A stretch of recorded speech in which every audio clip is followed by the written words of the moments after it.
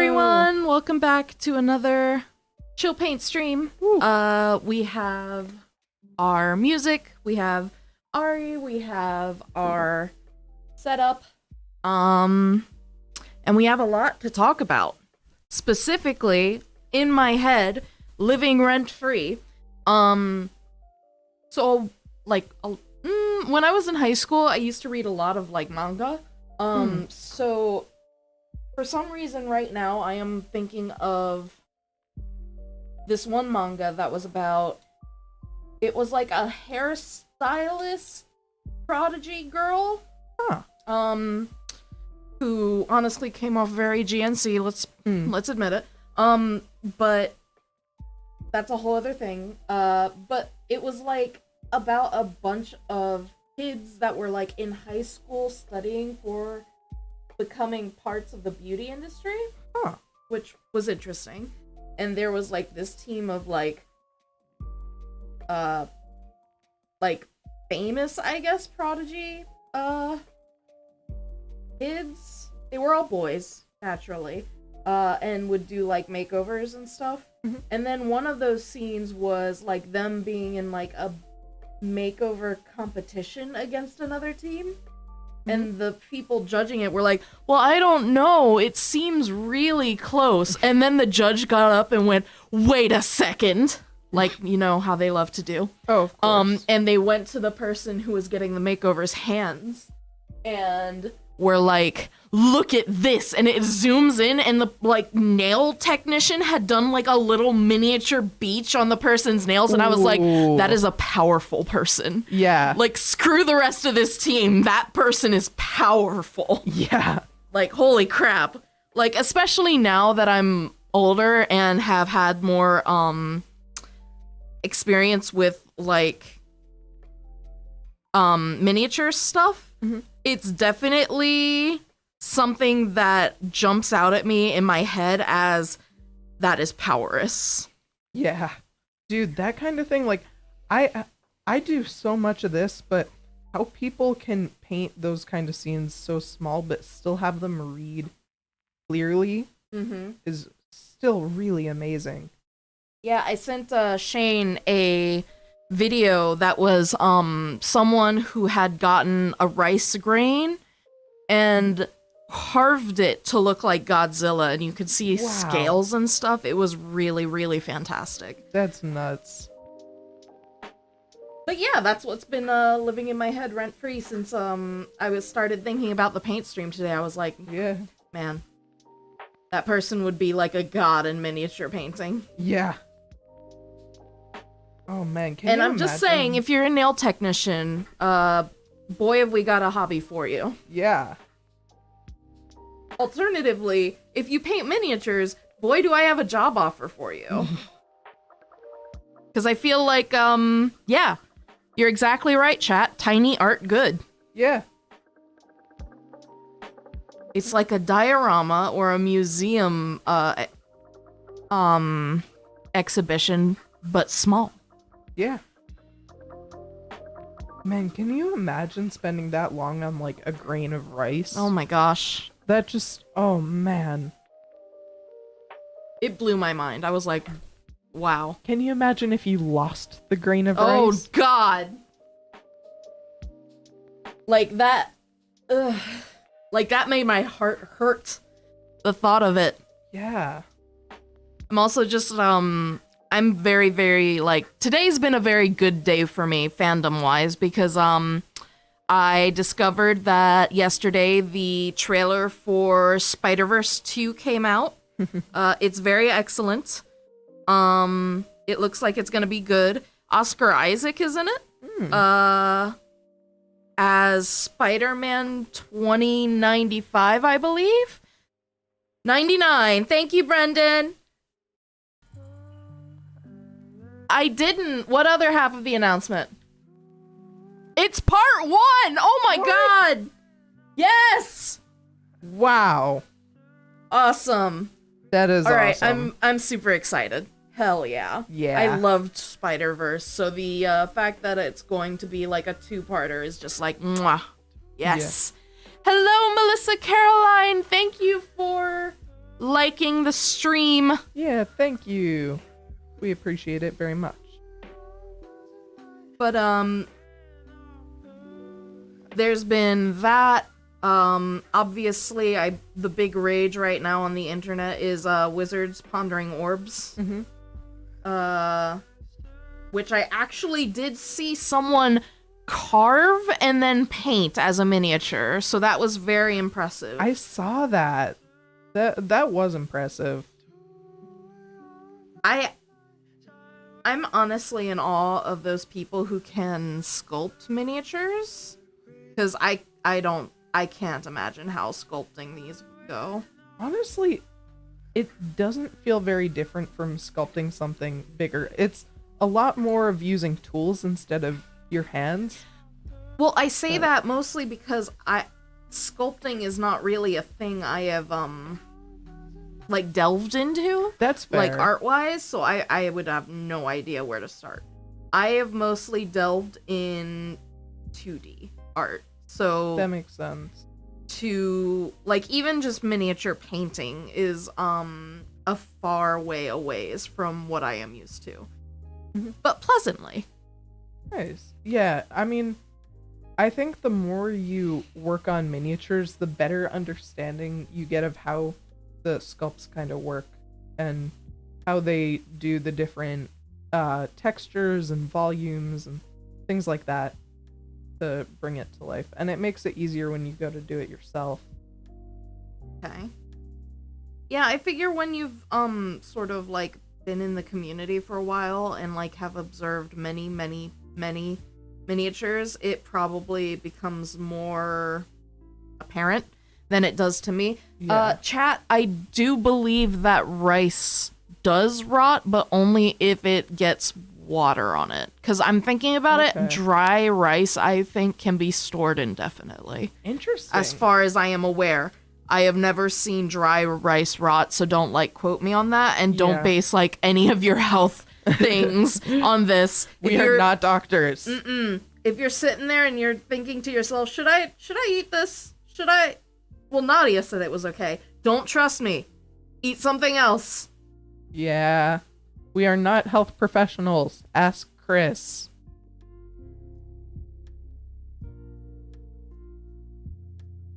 Heck, I'm barely a mini professional. Like, that's what I'm supposed to be here for. Don't ask me for things outside of my wheelhouse. Ah.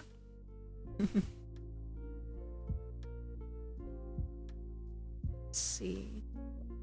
So, I don't know if you guys particularly remember the Warforged I was working on. Last time we had it here in the shop, it was getting splattered with orange paint that was called like pumpkin orange. Yep. And to be fair, very pumpkin-y. Yes. Extremely pumpkin-y. Lived up to the name. A little bit too orange for him, I think. Yes. But that's okay because we can cover that. Absolutely. And another thing you can do, here's like slightly more desaturated brown, but that's still a little bit lighter than your original one. Mm-hmm. If you just thin this down, maybe like 2 parts water to 1 part paint, you don't need very much at all. Just very, very lightly kind of go over it once or twice, and it'll help tone it down. Here. Okay. Oh, thank you. Yeah. All right. And just a little bit of that. Even you don't have to go over all the orange, just some spots. It'll. Chat has named my miniature Pie Forged. So I guess that's his name now. Yeah. Pie Forged. I love it. I love him. Thank you, chat. This is an excellent name for this thing that my players are definitely going to have to encounter and survive. Yeah. They won't know it, but I'll know it. And that's good enough for me. Yeah.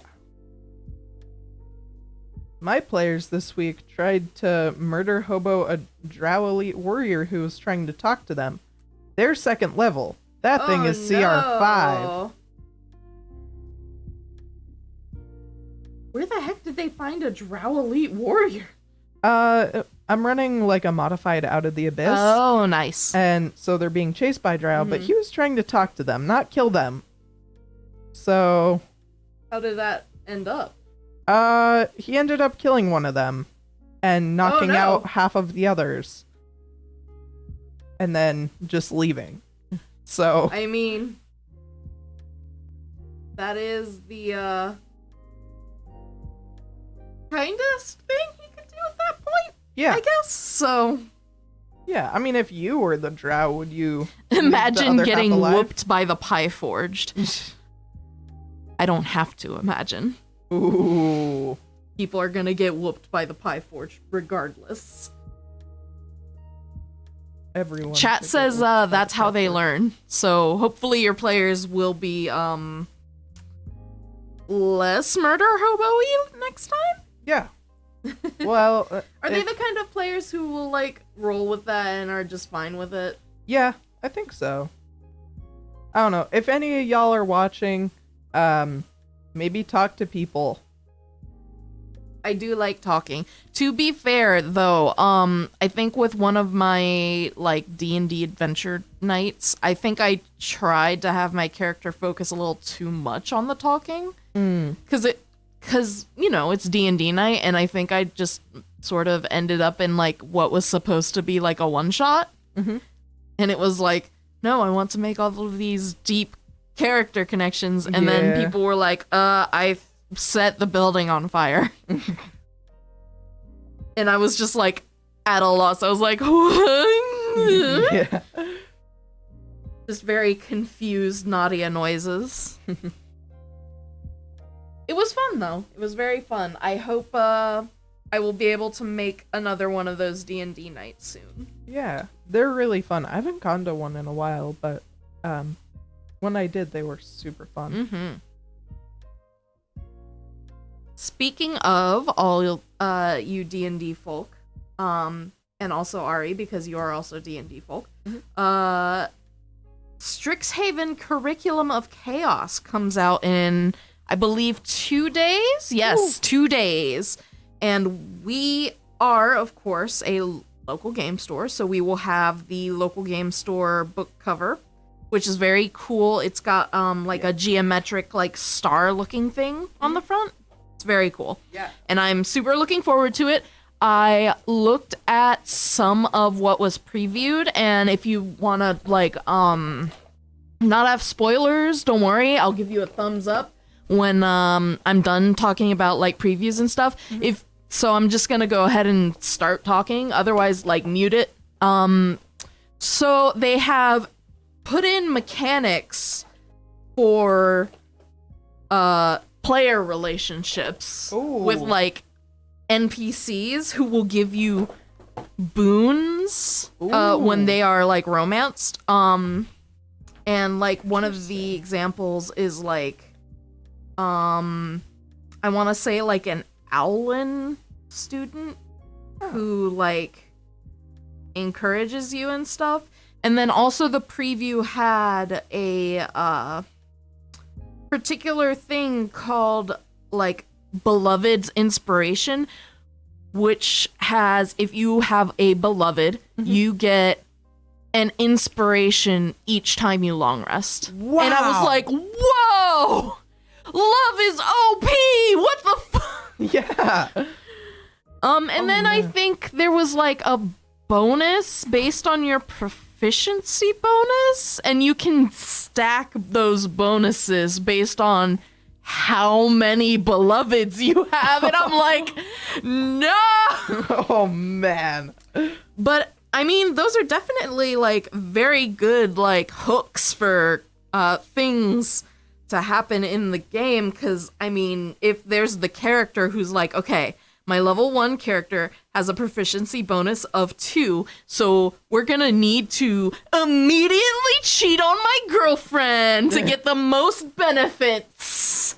And yeah, it rules mechanically, but also like storytelling wise, it's a little bit funny. Yeah. Hello, Duder McDuderson. We're talking about the Strixhaven mechanics that they have introduced, which are kind of OP. Yeah. But yeah, they have like different specific bonuses that they will give you. when you like are friends with them and when you romance them, and it's like, okay, cool. It's got like sort of an approval thing, I guess, like you've seen in the various RPGs, Mass Effect, Dragon Age, that sort of thing. Chat says power build your polycule. I would not recommend that. Polycules are way too powerful already. We don't need to be min-maxing them.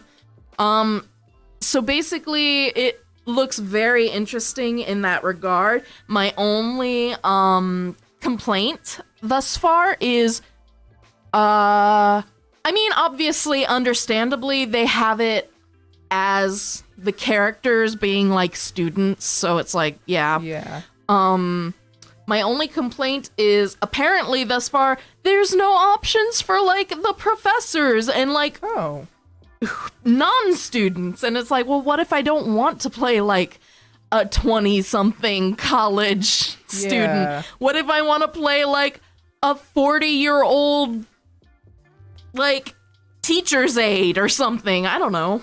Anyway, there's gonna be dragons also that will determine your house, or well, I'm sorry, college. That is cool though. So it does sound very fun, and I think that is really, really, really going to be what like shines in the set. I'm really looking forward to it. Yeah, me too. Not to mention that if they start doing like the miniatures for you know what they do, the like little blind boxes. Yeah. I really hope that they do those for this one too. But they haven't done that for like the Wild Beyond the Witchlight as far as I'm aware yet. Which would be great. 30-something grad student D&D campaign. Chat has it. That's exactly the kind That's exactly the kind of story I'd like to play. Yeah. I want to see that, don't you? Yeah, of course. But I'm super excited for it, and it's coming out in 2 days. Ooh. So, and I think we should have pre-orders available. I am not super certain. So don't take my word for that, but I will definitely, hit up the folks here and let y'all know when we get them ASAP. Yeah, and everyone, if you're interested, please come get them from your friendly local game store. We have exclusive covers most of the time. Speaking of, they also are putting out it's like a collector's edition of 2 books that they had released. One they released in the past year.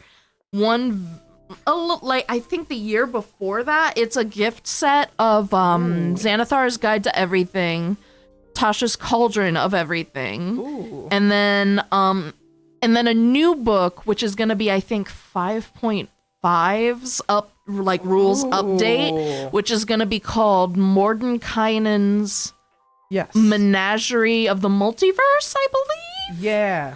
And it has him on the cover, like, riding a Kirin, which is, like, honestly, power move. Like, no one else could do that. I'm just so happy that, that we aren't talking about Elminster anymore. I don't like him. I don't like Elminster. I'm sorry. But it's exciting. I'm very, very pleased. The alternative cover for the Tasha's Cauldron and Xanathar's Guide and Mordenkainen's Menagerie all looked very cool. They're like they are.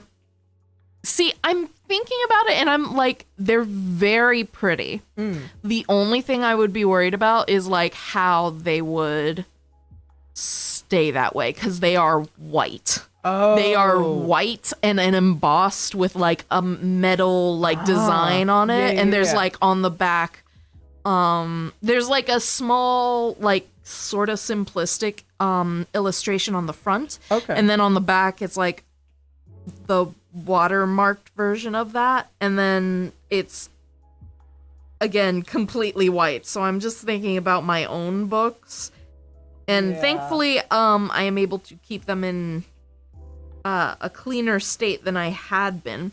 Mhm. But I am also looking at them and I'm thinking, oh my god, they are completely white. Yeah. Especially for something that I'm probably gonna be like thumbing through.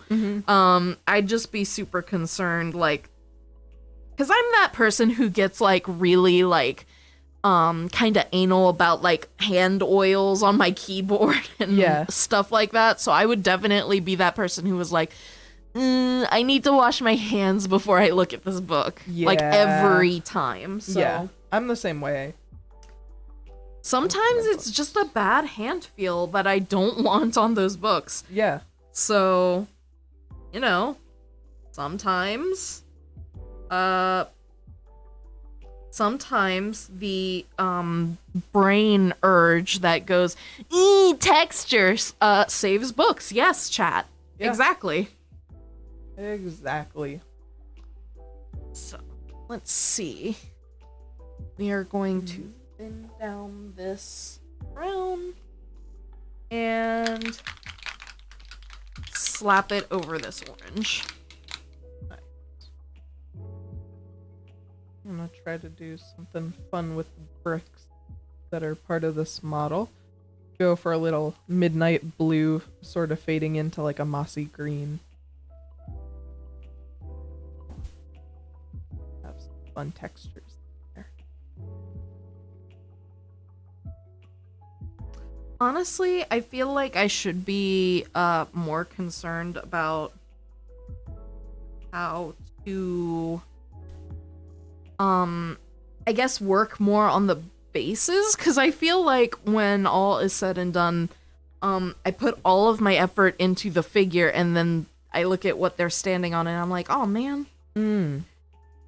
Yeah, I mean, And I feel like the tufts probably help, but I also feel like that is very specific to certain situations. Like, yes. I would not put a tuft for this guy. Yeah.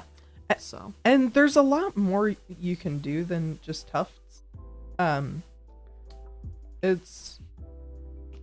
There's so much you can do with basing. And there's so many products that are made for it. It's a lot more than you would think. If you look at like AK Interactive stuff, they do a lot of really good sort of basing and diorama bits. And then also hit up Railtails. I actually have never been to Railtails, so It's a really fun shop. They have a lot of good stuff for that. But the funny thing about living in Charlottesville for like over a decade is I still have no idea where anything is. yeah, I mean, it's kind of hard to figure out where it is. Like, I've been there maybe 20 times and still don't know where it is. Well, I was very I guess sheltered from like the rest of Charlottesville until very recently, so I'm still like, what is the corner? How do I get to Barracks Road? Which way is north? And then I have to figure out which way is north based on which way I remember the sun rising. So Huh. I'm just awful at directions. Don't ask me any directions. I will lead you astray.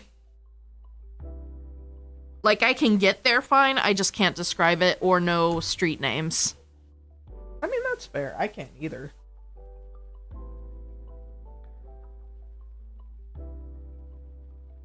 But yeah, there's a lot of good products out there for that kind of thing. And here in the shop there's some Army Painter ones that work pretty well too. I would just recommend kind of figuring out the look you want, and then you can often use like natural materials to get something really fun. So whether it be just little bits of gravel from like out front. Okay.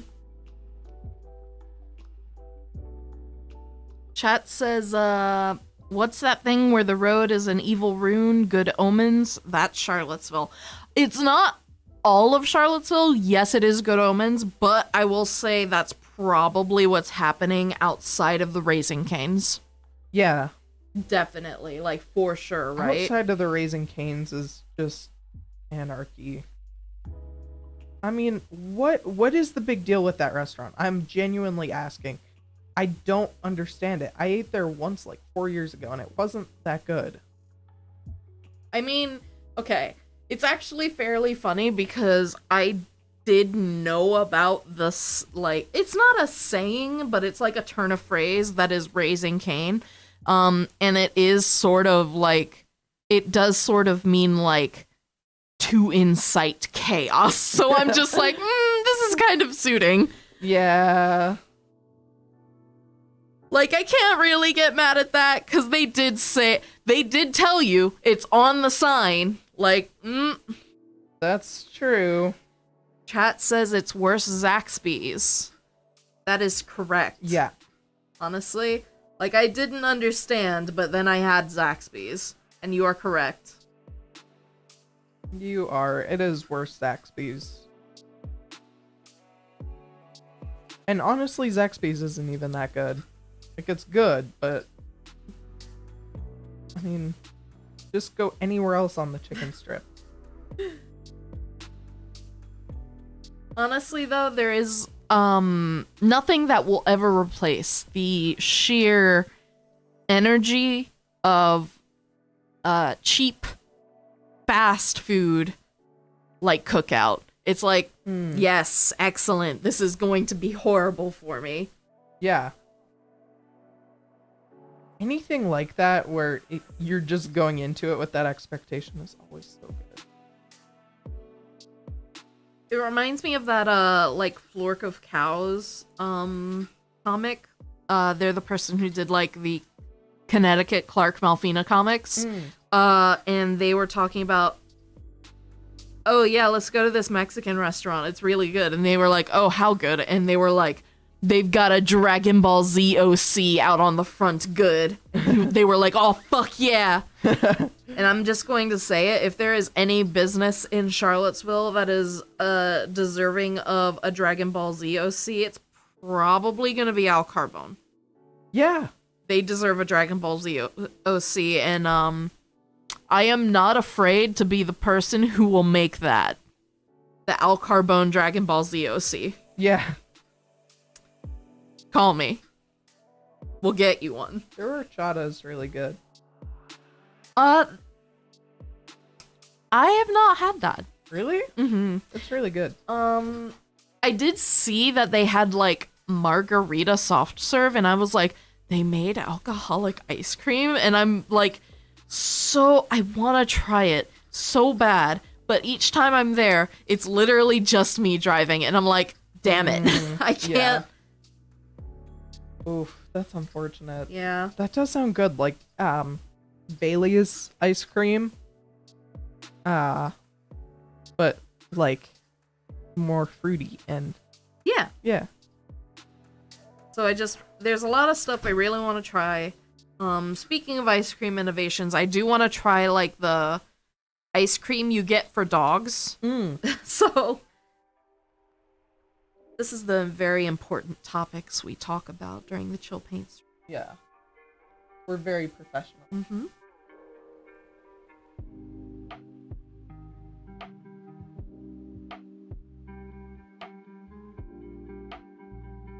But yeah, hit us up. Tell us your favorite chicken strip, either restaurant or fiasco, and I am extremely curious.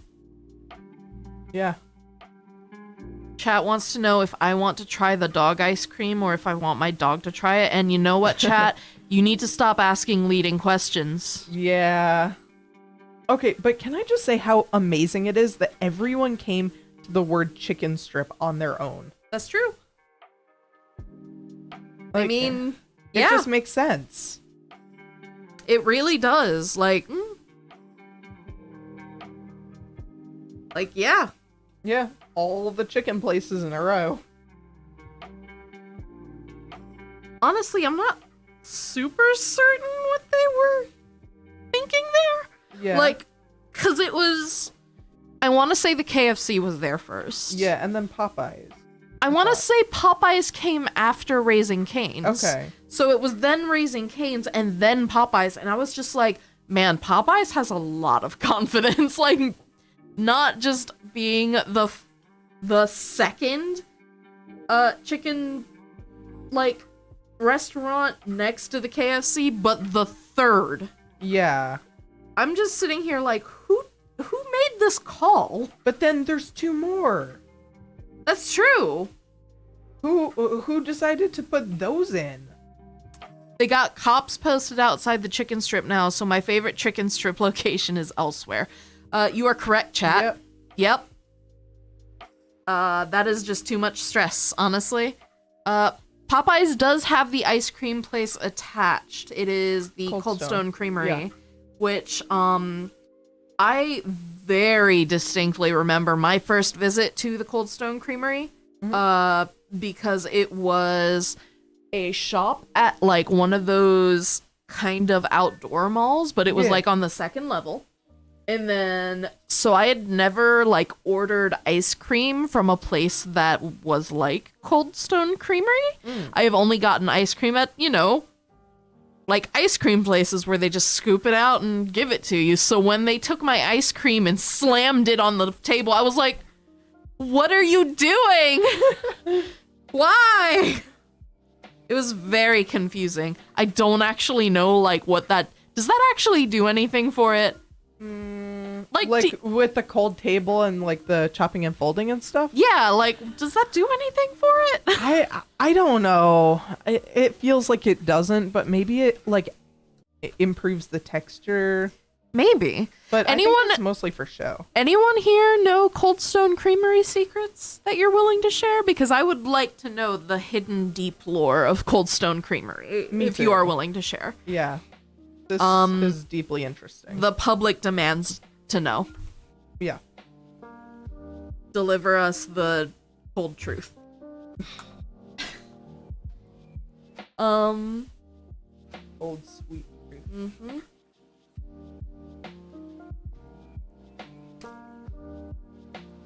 Maybe they just hire people that really don't like ice cream. Yeah, just get them to be like taking their frustrations out on the ice cream. Yep. It would make sense. I will say though, Sweet Frog is. I have a soft spot for Sweet Frog because they have those little like popping candies that I've they. never been there. It's a frozen yogurt place. They will like dispense and then give you frozen yogurt that is weighed. So they'll weigh it like and you pay for how much you got. So you dispense it yourself and add the toppings and everything. So yeah, there's a place in where I used to live in California called Yogurtland. Ooh. That was like similar to that. Nice. But yeah, they do that and I would get like pineapple and I want to say coconut? I don't know.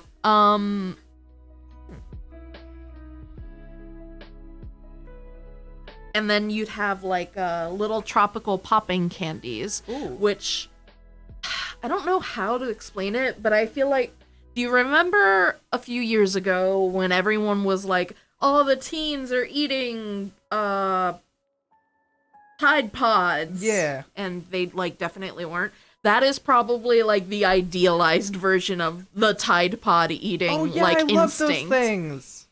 So I would say The no, they're candies, not. the They're not Tide like Pods. Pop Rocks. They're It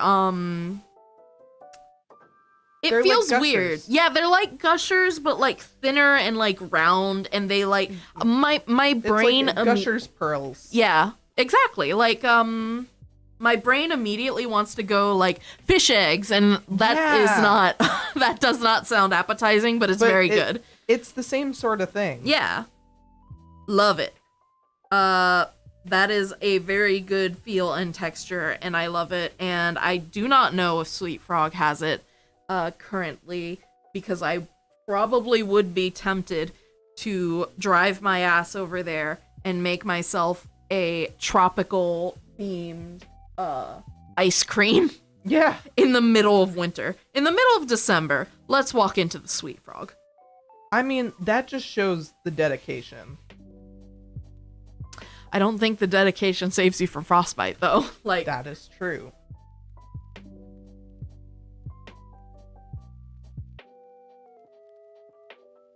But let's be real, it's worth it. it is worth it.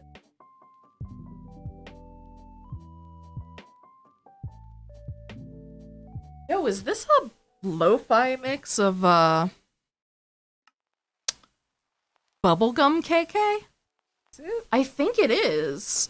So Interesting. anyway, I've been playing a lot of Animal Crossing since the version 2 update. Oh yeah, what do you think? I really enjoy it. Like even before the DLC that I did eventually get, it was very enjoyable. You can do like little group stretches with your neighbors. See, this is troublesome because I actually did like kind of took a break from playing Animal Crossing like a little bit after they put in like diving. So I did miss like a good little bit. But they also put in like the cafe that you can go to for coffee, and oh, for Thanksgiving they did have like a Turkey Day event, which was interesting because obviously they have introduced cooking, and all the like meat dishes are fish only. You're basically all pescatarians because obviously you can't be eating your neighbors. Yeah, that That's would be not acceptable. a little dicey. I feel like that would get you a lot of complaints from your neighbors. One delicious meal and then just a lot of trouble.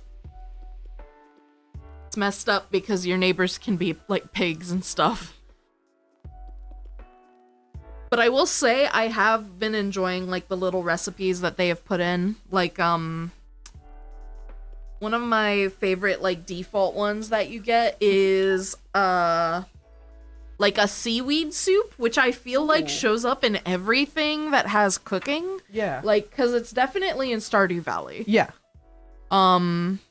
There are octopus people in Animal Crossing, and you can make octopus dishes.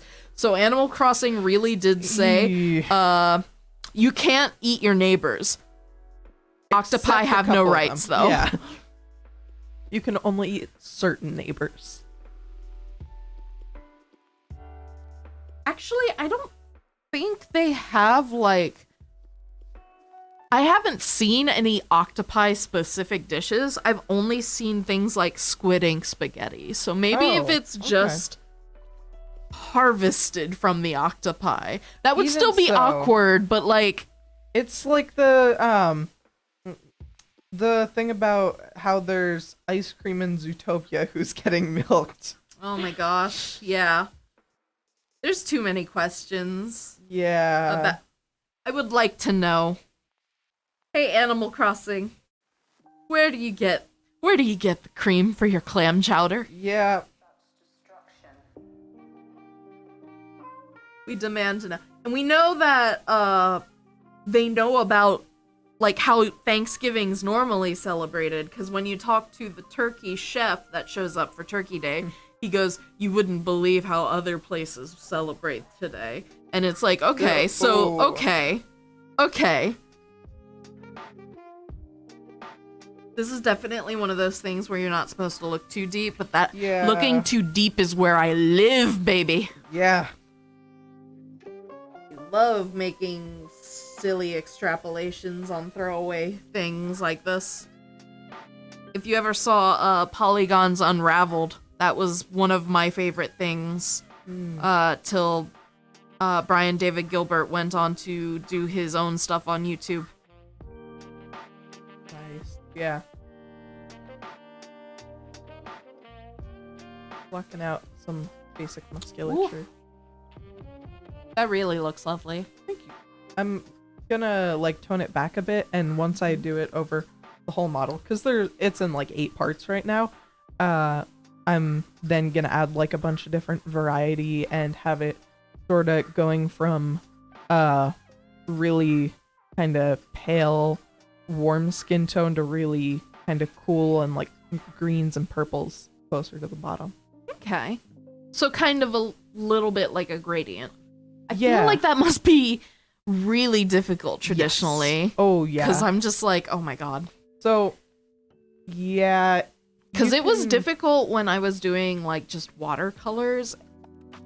To think about doing it with acrylics, miniatures, and then with paints that are not guaranteed to stay in the same amount by the I mean, obviously you've probably got measuring it down. I never did when I was painting. The amount was never something I mastered, unfortunately. I either horribly overestimated or horribly underestimated things. Gotcha. Yeah, I mean, this kind of thing is really what I specialize in. Like, I do a lot of stuff with intricate gradients and whatnot, Mm-hmm. but it is very difficult still. Especially when you're kind of doing gradients into highlights, but Oh, also between colors, so then each one needs to be highlighted differently. Oh man, that is going to look very cool though. Thank you.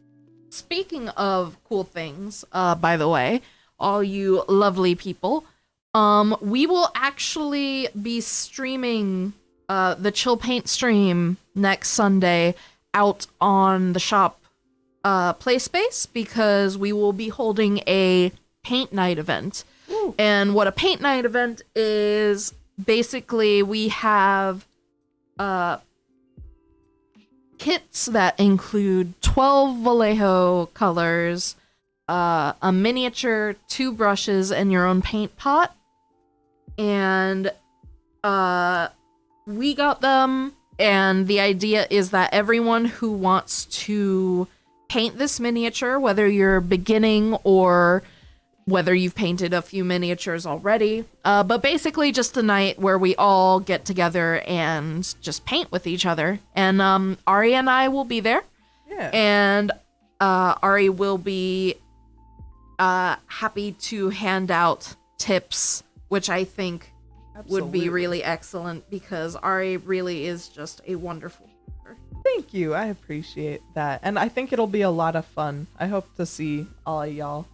We Okay. have, I believe, 8 slots.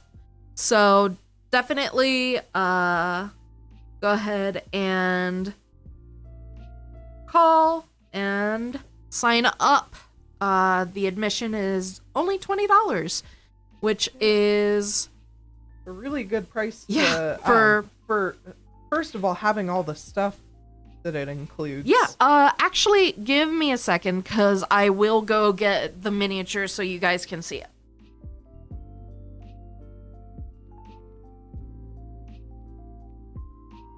Yeah, because generally just a model like that is at least $10, and then to have paints and brushes included is probably another 20-25 right there, and then to be able to get some instruction and have a good time in person is Yeah, and just priceless.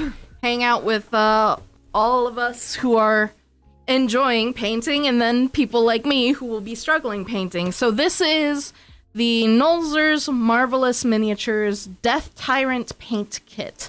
And this is actually the one that we will be giving to Ari to use. So this is what is in the kit. This is the Death Tyrant miniature. It is an undead beholder. Yeah, it's a pretty good size, and it's definitely well detailed.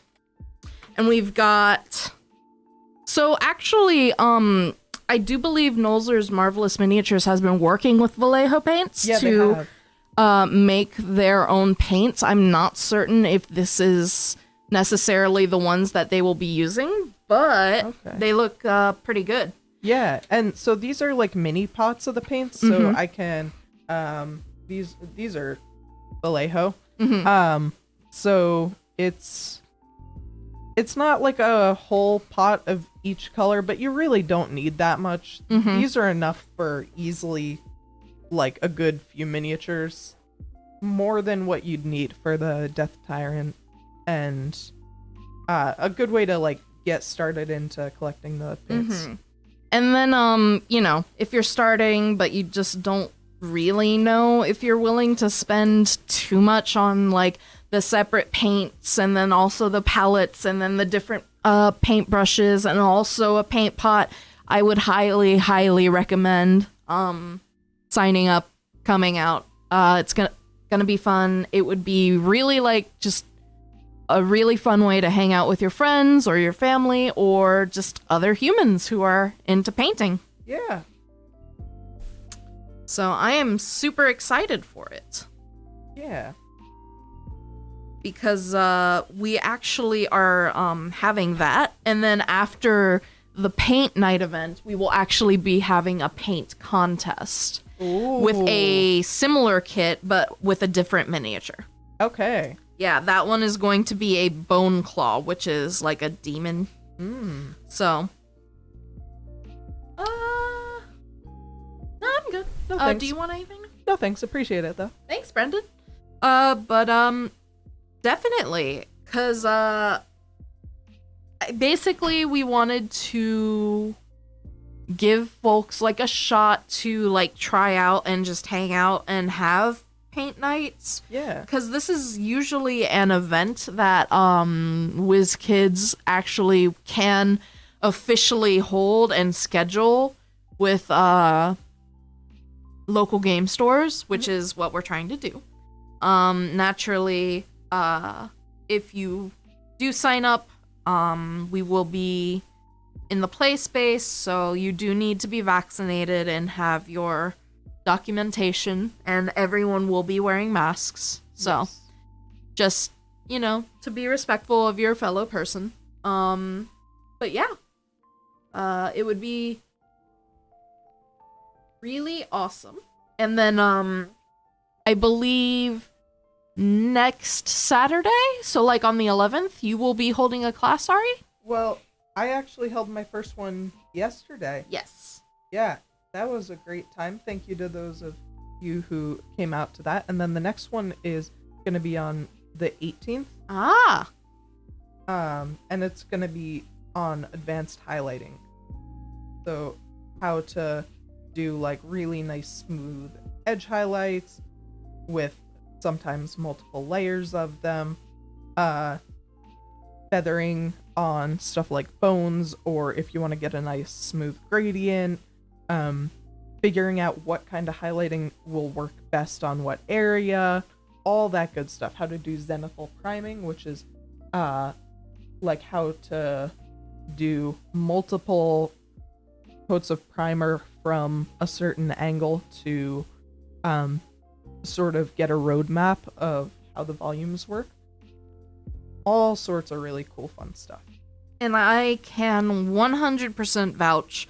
Ari is a wonderful teacher and wonderful person to just hang out with. So. You are too. Aw. But, yeah, I actually, not gonna lie, before I started miniature painting, I always thought it was pretty intimidating. It's still fairly intimidating, but I actually have a lot of fun with it. So. Yeah, I felt pretty intimidated too for the first couple of years I was getting into it, but the more you do it, the more just relaxing and fun it gets. Honestly, like, even now, I feel like I'm doing like paint by numbers, but I am pleased. Like, Pieforged is definitely looking great. Yeah. Like, look at him.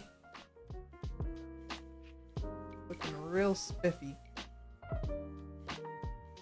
I'm very pleased with him. I'm gonna see if I can't like work in Pi and like his name somewhere, and that will be a little Ooh. treat for me.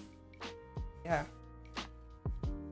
Speaking of fun names, I was watching the trailer to the third Psych movie, just because it popped up in my ads on Peacock, and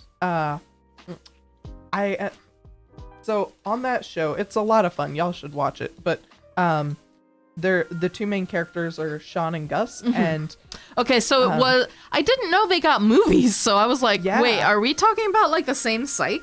yeah. All right, cool. Well, the name Sean uses for Gus in the trailer, because he always uses like weird, fun names for him. Bird in the hand and a bush. Oh. Bird in the hand and the bush. Oh my gosh. And I didn't get that the first like 10 times I saw it, just because it was playing in the ad. But when I finally got it, it was genius. Oh man. I don't know. Oh man. Maybe I'm just dumb, but I found that amusing. I don't think it's that at all, because I also did not catch that whatsoever. And I don't think I would have unless someone like pointed it out to me. It would not matter how many times I watched it. I would just miss it. And I mean, that's valid. I did too for so long.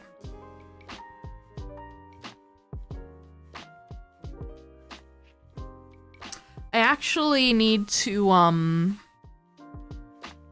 watch the Matrix movies. Wait, have you not? I have not. Oh. Yeah.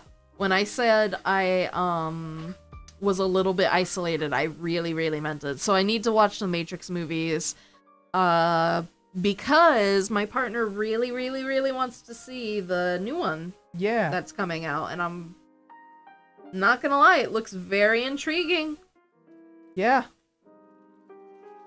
It does. I also had a lot of fun watching Keanu Reeves in Bram Stoker's Dracula, which, by the way, whack.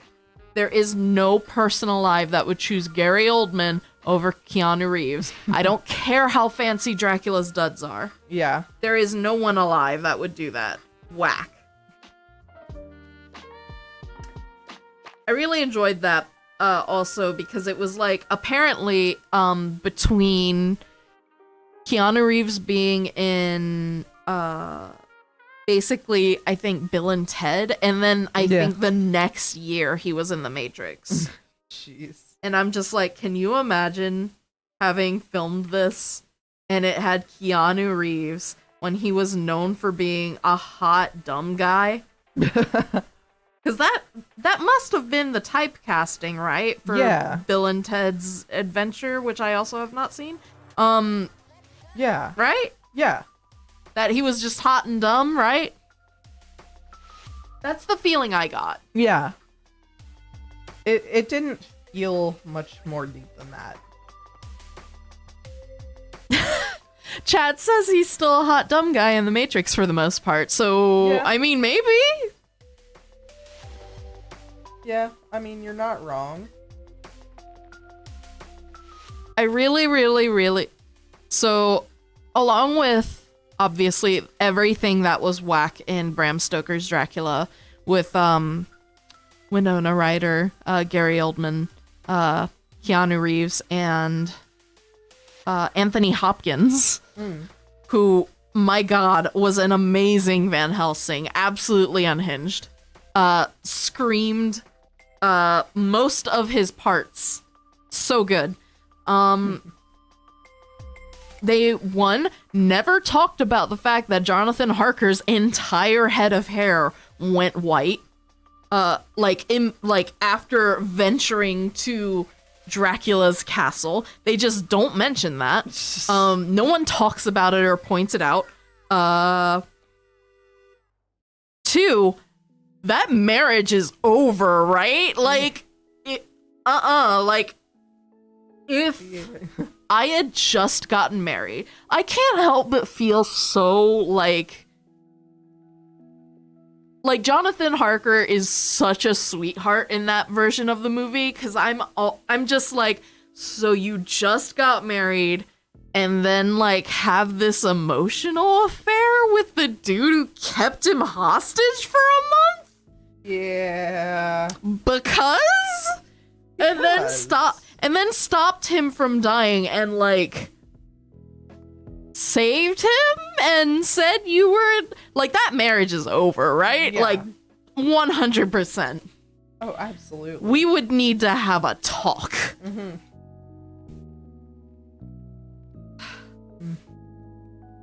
I love it. It came out of nowhere. That's my only complaint about that. Otherwise, I really loved it. The soundtrack was over dramatic and iconic. The beginning where Dracula curses God and stabs the cross, which begins gushing out like samurai amounts of blood. So good.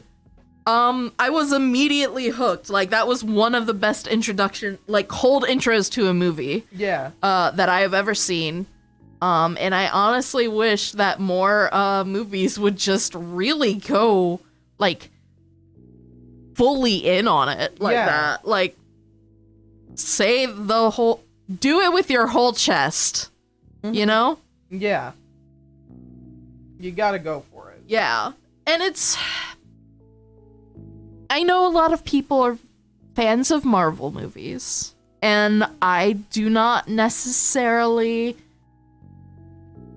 hate Marvel movies, but I do feel like they might have become a little bit formulaic. And I feel like that is a little indicative in a lot of films lately, where they don't feel like films, but more like pieces. Yeah. If that makes sense.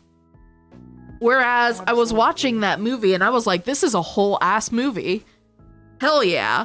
They had shitty blue fire VFX. It was wonderful. I loved it. Yeah, that was me watching Army of Darkness a couple weeks ago.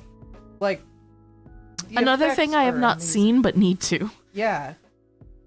I mean, I didn't watch it for too long. But, like, the VFX are fun, but it's just such a good watch, and it felt satisfying. And to anyone who's seen it, hail to the king, baby. I know that reference, but I do not actually know it. So I'm like, Oh. Chat says Spider-Man 2 from 2004 is the last superhero movie that's like a real movie. Okay, but to be fair, didn't the dude who did Evil Dead also do Sam Spider-Man? Raimi. Okay, so but the I the feel Evil like Dead stuff was like 20 years earlier. yeah, I feel like we might be just talking up Sam Raimi at this point. Like, come on, guys. Sam Raimi is just absolutely Chat did not remember it was the same dude. Yeah, it was. I was fairly certain. I didn't know, but I also need to see Spider-Man 2. Wait, you haven't I seen know. I need to see Spider-Man 2 with Alfred Molina, and I need to see Spider-Man with Tobey Maguire. I am told I can skip Spider-Man 3. Yeah. Though. You can. Here's the point at which I don't agree with kind of the cultural consensus. Amazing Spider-Man with Andrew Garfield, better than it seems. I always enjoyed that one. I always felt like he really did embody the like really neighborhood part of Spider-Man. Yeah, I don't know. I felt always the best personality-wise. He didn't look like a kid. He felt heartfelt, if that makes sense. The emotions in those movies were better, especially the scenes with Flash. Like with him holding him up against the lockers and whatnot. It felt more charged than in either of the other Spider-Man kind of groups. At least in my opinion. I don't remember too much about those movies, but I do remember enjoying them. So, I'm hyped that he's going to be in that new one, I think. I also feel like I should mention that I have not seen the Spider-Man with Tom Holland. In it either. I have not seen those. Okay. Honestly, I didn't love them. They're fine. I don't know. I think I saw the one with the vulture in it. I think this is the problem. Like, I can't remember All of if them I have did. home in it. I feel like they all blurred together, and it's like I completely agree. It's all like something starting with home and on a trip with his classmates. Which, like, okay, yeah, it kind of has to be that way, at least for the first one, but you'd think they'd get an original idea. I also don't like how they basically took Miles Morales' story and like stapled it onto this Peter Parker, and I'm like, you can't do this to my baby boy. Yeah. But anyway, Spider-Verse 2. Heck yeah. Very excited for that. Because I just artistically, that movie was just mwah. It was so good. And it looks like they're going to be continuing with that, like, sort of philosophy, because, like, from the trailer, everything just looks so good, just like in the first one, and I'm just so excited. Nice, yeah. I really love Miles Morales. He's so good. He's a wholesome character. That was just a very nice, like, feel nice movie. Yeah. In my opinion. Like, I noticed it seems kind of odd observing it, but I noticed that out of, like, every superhero movie, it seemed to be the one that casually said, I love you the most. And I feel like if there's any superhero that you could do that with, it's Spider-Man, right? Yeah. But, like, they've been so hesitant with it in the past, but they kind of just gotta go for it. I don't know. It's the kind of thing that just makes a movie feel nice. It's that really, like, earnest, heartfelt touch that I think a lot of movies really need to, like, actually lean into, because I feel like a lot of movies lately feel like they have to be snappy or witty or distanced from, like, earnesty, if that makes sense. Absolutely. And it's just like, sometimes people can just be unapologetically, like, emotional? I don't know. Yeah. I definitely agree with that. It's also very important to me that I need to see the Hugh Jackman Van Helsing again soon. I know it's been, like, past Halloween. I still need to see it. I really love that within the first 5 minutes, Dracula starts scream crying into the air that he can't feel feelings, which is just very good. Yeah. And then, obviously there's the ballroom dance scene where he, like, dips the heroine and she looks into a mirror and the whole ballroom's empty. Oh, it's so good. Cool. Oh, that was iconic. Indeed. Oh, another thing that's coming out soon. Season 2 of The Witcher. Yes! Oh my gosh. Oh, I'm so excited. I really days. enjoyed The Witcher season 1. I didn't good. know that I would, because I've never read any of the books. I haven't played any of the games. I might pick up the game that we have here, actually. I don't know if I should, because it's the third one. And you should. It's not something you have to play. Okay, so it's not like something that I need to have played the first 2 for. Not at all. Nice. So I might just get that and, like, drop right in and see what all of this is about, because if it I don't know. It looks fun. The setting looks very like, interesting, because I think it looks a little bit like it's based on Slavic mythology. Yes. From what I can tell. You are correct. And I don't know how close the show got to the games. It holds very true. It's not set at the same like time in the franchise, but for lore wise, it is Nice. really on the nose, at least in my opinion. But that's definitely something that I am going to take an interest in and look at, I think. So, all right. So, I think we're gonna go ahead and call it. I'm very pleased with how that turned out because when it started, I was like, oh no, it looks like he got dropped in a batch of pumpkin pie. Maybe a little bit. But I do think your advice because I used the lighter brown here on the faceplate.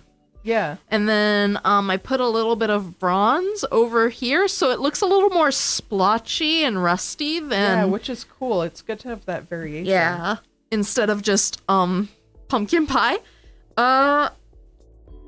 Dang, I might need to make a pumpkin pie themed monster though, because that really was just very charming. Yes. In its own little way. What about a mimic pumpkin pie? Oh my god, yes! Right? That would be very good. Yeah. A mimic pumpkin pie or a mimic like oven. I feel like an oven mimic would be very good. Just eats all the food. Yeah. Yeah. Pretty happy with how this guy started out. Oh, Definitely just a very like basic start to it, but I really, really like the shading on the like musculature here on the leg. It's very good. Thank you. I'm definitely gonna work more on it to have like different tones to it. But I'm happy with how it is for blocking out. But yeah, thank you for joining us, y'all. Hopefully you can join us for the next one at the paint night. And we will see you then. Goodbye, Bye, y'all.